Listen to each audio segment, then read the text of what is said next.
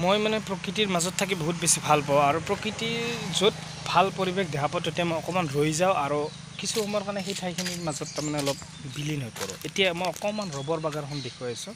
এই ৰবৰ বাগানৰ পৰিৱেশটো আপোনালোকে চাই লওক, কি সুন্দৰকৈ এইবিলাক বাতিবিলাক এতিয়া ঘূৰাই থৈ দিছে। এতিয়া যেতিয়া ইয়াত ৰবৰ পৰে আৰু সেই ৰবৰটো বিকে, গতিকে এইটো আমাৰ বাগাতে আছে।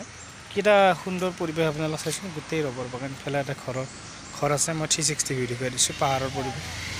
এনেকৈ আমাৰ এইটো ৰাস্তা দি মই অহা যোৱা কৰোঁ। আৰু ইফালে আছে, ইফালে গীৰ্জাঘৰ এটা আছে, এই চাইডত আছে গীৰ্জাঘৰটো।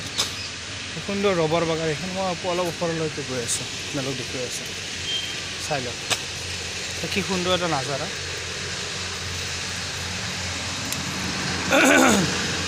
মানে প্ৰায় আহি থাকোঁ, কিন্তু মই ইয়াত সোমাব সময় নাপাওঁ। মই আজি অকণমান আপোনালোকক মই দেখুৱাই দিছোঁ এই পৰিৱেশটো। এই বাঁহ পৰি আছে ওপৰত, চাই কি এটা সুন্দৰ। এইটো এটা ৰাস্তা, এনেকৈ এইটো ৰাস্তা।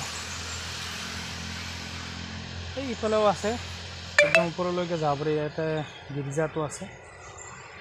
অলপ মানে এই বাঁহকেইটালৈকে আপোনালোকক লৈ গৈ আছোঁ, চাই থাকক আপোনালোকে কি সুন্দৰ পৰিৱেশ। এই চববিলাক ৰবৰ হয়, এই ৰবৰ বাতিবিলাক দেখিছেনে? সেইবিলাক বাতি। গতিকে এইবিলাকত ৰব আঠাটো পৰে, সেইটো বিকে। বহুত দামী বস্তু হয় এইটো এটা।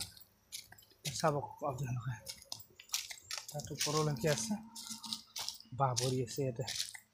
এইটো বতাহত চাগে বাঁহকেইডাল পৰিছে, কোনো উঠোৱা নাই এতিয়ালৈকে।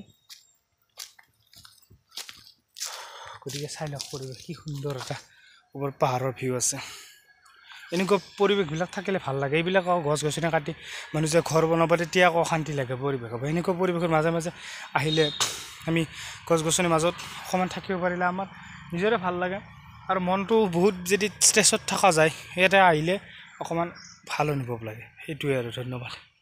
আপোনালোকে কেতিয়াবা আহিব ইফালে যদি পাৰে।